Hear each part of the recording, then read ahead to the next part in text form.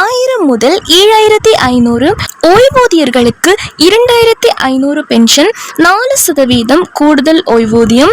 இதை குறித்து புதிய தகவல்கள் வெளியிடப்பட்டுள்ளது. இதுல என்ன வகையான தகவல்கள் வெளியிடப்பட்டுள்ளது, இதன் மூலமாக எந்தெந்த பென்ஷனர்கள் எந்தெந்த ஓய்வூதியதாரர்களுக்கு 1000 முதல் 7500 ரூபாய் பென்ஷன் வாங்கக்கூடிய எந்தெந்த ஓய்வூதியர்களுக்கு குறைந்தபட்ச ஓய்வூதியம் உயர்த்துவது பற்றி அறிவிப்புகள், அது சார்ந்த தகவல்கள், அது மட்டுமின்றி கூடுதல் 4% ஓய்வூதியம் பெறுவதற்கான வழிமுறைகள் என்ன என்பது பற்றியும் இந்த வீடியோல தெளிவா நம்ம பார்க்கலாம். ஸோ வீடியோவை நீங்க கடைசி வரைக்கும் முழுசா பாருங்க. அப்பதான் நாங்க சொல்ற தகவல்கள் அனைத்துமே உங்களுக்கு தெளிவா புரியும். நீங்க இப்பதான் புதுசா நம்ம சேனலுக்கு வரீங்க அப்படின்னா இப்பவே டிடி தமிழ் அப்டேட்ஸ் சேனலை சப்ஸ்கிரைப் பண்ணிக்கோங்க. சப்ஸ்கிரைப் பண்ணாதவங்க சப்ஸ்கிரைப் பண்ணிக்கோங்க. அண்ட் கூடவே பக்கத்துல வர பெல் ஐகானையும் கிளிக் பண்ணி ஆல் அப்படிங்கிற ஆப்ஷனை செலக்ட் பண்ணிக்கோங்க. ஸோ அப்பதான் அனைத்து புதிய தகவல்களுமே உங்களுடைய மொபைலுக்கு உடனுக்குடனே நோட்டிபிகேஷனா வந்து சேரும். அண்ட் வீடியோக்குள்ள போறதுக்கு முன்னாடி இந்த வீடியோ உங்களுக்கு பிடிச்சிருக்கு அப்படின்னா இந்த வீடியோவை லைக் பண்ண மறந்துடாதீங்க. மறக்காம லைக் பட்டனையும் கிளிக் பண்ணிக்கோங்க. ஓகே, இப்போ வாங்க வீடியோக்குள்ள போயிடலாம். தனியார் துறையில் பணிபுரியும் பலருக்கும் இபிஎஃப் மற்றும் இபிஎஸ் குறித்து சரியான புரிதல் இல்லை. இபிஎஃப் அப்படின்னு பார்த்தோம்னா எம்ப்ளாயி ப்ராவிடென்ட் ஃபண்ட் அப்படின்னு சொல்வாங்க. இபிஎஸ் அப்படின்னு எடுத்துட்டோம்னா எம்ப்ளாயி பென்ஷன் ஸ்கீம் அப்படின்னு சொல்வாங்க. இவை இரண்டும் ஊழியர்களின் எதிர்கால நலனுக்காக உருவாக்கப்பட்ட திட்டமாகும். இபிஎஃப்ஓ விதிகளின்படி ஒரு ஊழியரின் அடிப்படை சம்பளத்தில் 12% ஒவ்வொரு மாதமும் இபிஎஃப் கணக்கில் சேர்க்கப்படுகிறது. இதே அளவு நிறுவனமும் பங்களிக்கிறது. இதில் 3.67% இபிஎஃப்ற்கு செல்கிறது. மீதமுள்ள 8.33% இபிஎஸ் மற்றும் இடி இல்லை காப்பீட்டு திட்டத்திற்கு செல்கிறது.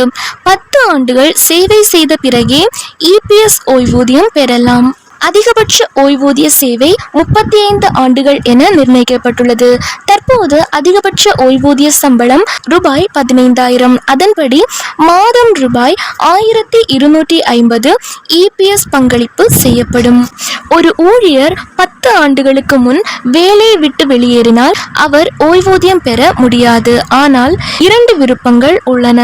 ஃபார்ம் 10C வழியாக இபிஎஸ் தொகையை திரும்ப பெறலாம் அல்லது ஸ்கீம் சர்டிபிகேட் திட்ட சான்றிதழ் பெறலாம். ஸ்கீம் சர்டிபிகேட் வைத்திருப்பவர்களுக்கு பின்னர் மீண்டும் வேலையில் சேரும்போது பழைய சேவை காலத்தையும் பதிவு புதிய சேவையுடன் இணைத்து 10 ஆண்டுகளாக தகுதி பெற முடியும்.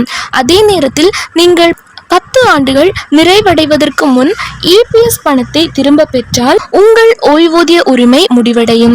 இபிஎஃப் உறுப்பினராக இருக்க வேண்டும். குறைந்தபட்ச சேவை காலம் 10 ஆண்டுகள், 58 வயது நிறைவடைந்திருக்க வேண்டும். 50 வயதிற்கு பின் குறைந்த ஓய்வூதியத்துடன் முன்பே பெறலாம். 60 வயது வரை ஓய்வூதியத்தை தாமதித்தால் ஆண்டிற்கு 4% கூடுதல் ஓய்வூதியம் கிடைக்கும். ஊழியர் இருந்தால் குடும்பத்தினர் ஓய்வூதியம் பெற தகுதி பெறலாம். இபிஎஸ் ஓய்வூதியம் கணக்கிடப்படும் சூத்திரம். இபிஎஸ் சராசரி சம்பளம் ஓய்வூதியத்திற்கு தகுதியான சேவை by 70. இதில் சராசரி சம்பளம் என்பது கடந்த 12 மாத அடிப்படை சம்பளம் கூட்டல் அகவிலைப்படியாகும். அதிகபட்ச சேவை காலம் 35 ஆண்டுகள் என குறிப்பிடப்பட்டுள்ளது. இபிஎஸ்ஸின் குறைந்தபட்ச ஓய்வூதியம் ரூபாய் 1000 ஆகும். அரசாங்கம் அதை 2500 உயர்த்தும் முயற்சியில் உள்ளது. அதிகபட்ச ஓய்வூதியம் ரூபாய் 7500 வரை கிடைக்கலாம். இபிஎஸ் 1995க்கு பிறகு பணியில் சேர்ந்தவர்களுக்கு பொருந்தும். 58 வயதிற்கு முன் ஓய்வூதியம் பெற்றால் வருடத்திற்கு 4% குறைப்பு ஏற்படும். 60 வயதிற்கு பிறகு ஓய்வூதியம் பெற்றால் 8% வரை கூடுதல் தொகை கிடைக்கும். 10 ஆண்டுகளுக்கு குறைவாக பணிபுரிந்திருந்தால் இபிஎஸ் ஓய்வூதியம் கிடையாது. ஆனால் ஸ்கீம் சர்டிபிகேட் வைத்திருந்தால் எதிர்காலத்தில் புதிய வேலைகளில் இணைந்து ஓய்வூதிய தகுதி பெறலாம். எனவே பணியை மாற்றும் போது இபிஎஸ் சான்றிதழை வைத்திருப்பது முக்கியம். இந்த தகவல்கள் பற்றிய உங்களுடைய கருத்துக்கள் ஏதேனும் இருந்தா அதை கமெண்ட் செக்ஷன்ல மறக்காம சொல்லிட்டு போங்க. அடுத்த அறிவிப்பா என்ன சொல்லியிருக்காங்க அப்படின்னா, பென்ஷன் உயர்வு 1100 வழங்குவது பற்றி சற்று முன் வெளியான முக்கியமான அறிவிப்பு பத்தி தான் இந்த வீடியோல தெளிவா நம்ம பார்க்க போறோம். இந்த பென்ஷன் உயர்வு 1100 முதல் 1500 யாருக்கு அறிவிக்கப்பட்டுள்ளது, இந்த உயர்வின் மூலமாக யாரெல்லாம் பயன்பெற முடியும், குறிப்பாக எந்தெந்த பென்ஷனர்கள் எந்தெந்த ஓய்வூதியதாரர்கள் இதன் மூலமாக பயன்பெறலாம், இதற்கான வழிமுறைகள் என்ன, வழிகாட்டு நெறிமுறைகள் என்ன வகையான நிபந்தனையின் அடிப்படையில் இந்த 1100 பென்ஷன் உயர்வு கிடைக்கும் என்பது பற்றிய கூடுதல் தகவல் தான் இந்த வீடியோல தெளிவா நம்ம தெரிஞ்சுக்க போறோம். ஸோ வீடியோவை நீங்க கடைசி வரைக்கும் முழுசா பாருங்க. அப்பதான் அனைத்து தகவல்களுமே உங்களுக்கு மிக மிக தெளிவா புரியும். மத்திய மற்றும் மாநில அரசுகள் முதியவர்கள், மூத்த குடிமக்கள், வயதானவர்கள், சீனியர் சிட்டிசன்கள், பென்ஷன் வாங்கக்கூடிய ஓய்வூதியதாரர்கள் பயன்பெறும் வகையில் அவ்வப்போது முக்கிய அறிவிப்புகளும் சலுகை சார்ந்த தகவல்களும் வெளியிட்டு இருக்காங்க. ஒவ்வொரு மாநில அரசுகளும் பென்ஷன் உயர்வு பற்றிய அறிவிப்புகளும் பென்ஷன் வாங்கக்கூடிய நடைமுறையில் அதிரடி மாற்றங்கள் பற்றிய அறிவிப்புகளும் வெளியிடப்பட்டு வருவது குறிப்பிடத்தக்கது. அந்த வகையில தற்போது பீகார் மாநிலத்தில் சட்டப்பேரவை தேர்தல் நடைபெற உள்ள நிலையில் முதியோர் மாற்றுத்திறனாளிகளுக்கு ஓய்வூதியத்தை உயர்த்தி உள்ளார் பீகார் மாநில முதலமைச்சர் நிதிஷ்குமார். பீகார் முதல்வர் நிதிஷ்குமார் தலைமையில் ஐக்கிய ஜனதா தளம் பாஜக கூட்டணி ஆட்சி நடைபெற்று வருகிறது. மாநிலத்தில் மொத்தம் உள்ள 243 சட்டப்பேரவை தொகுதிகளுக்கும் அக்டோபர் நவம்பரில் தேர்தல் நடைபெற உள்ளது. மீண்டும் ஆட்சியை தக்க வைத்துக் கொள்ள ஐக்கிய ஜனதா தளம் பாஜக அடங்கிய தேசிய ஜனநாயக கூட்டணி தீவிரமாக செயல்பட்டு வரும் நிலையில் முதியோர் மற்றும் மாற்றுத்திறனாளிகளுக்கு நல்ல செய்தியை அறிவித்தார்.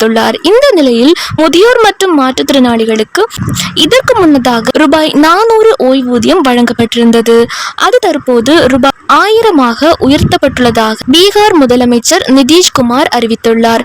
இது தொடர்பாக நிதிஷ்குமார் வெளியிட்டுள்ள அறிக்கையில் சமூக பாதுகாப்பு ஓய்வூதிய திட்டத்தின் கீழ் அனைத்து முதியோர் மாற்றுத்திறனாளிகள் மற்றும் விதவை பெண்களுக்கு மாதம் தோறும் வழங்கப்படும் ரூபாய் 400 தற்போது 1000 உயர்த்தப்பட்டுள்ளது.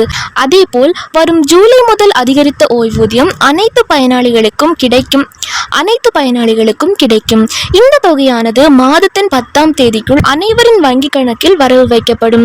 இந்த ஓய்வூதியம் மூலமாக 1,96,09,257 பயனாளிகள் பயனடைவார்கள் என்றும் அவர் கூறியுள்ளார். இதன் மூலமாக பீகாரில் வந்து முதியோர்கள் மாற்றுத்திறனாளிகளுக்கான ஓய்வூதியம் அப்படிங்கிறது உயர்த்தப்படுவது மட்டுமின்றி பத்திரிகையாளர்களுக்கான ஓய்வூதியமும் உயர்த்தப்பட்டுள்ளது. அதேபோல் தேர்தலை முன்னிட்டு ஓய்வூதியதாரர்கள் பயன்பெறும் வகையில் பல்வேறு வகையான ஓய்வூதியதாரர்கள் பயன்பெறும் வகையில ஓய்வூதியம் பென்ஷன் தொகை உயர்த்தப்பட்டும் வந்துட்டு இருக்கு. அதற்கான அறிவிப்புகளும் அதற்கான நடைமுறைகளும் நடைமுறைப்படுத்தப்பட்டது குறிப்பிடத்தக்கது.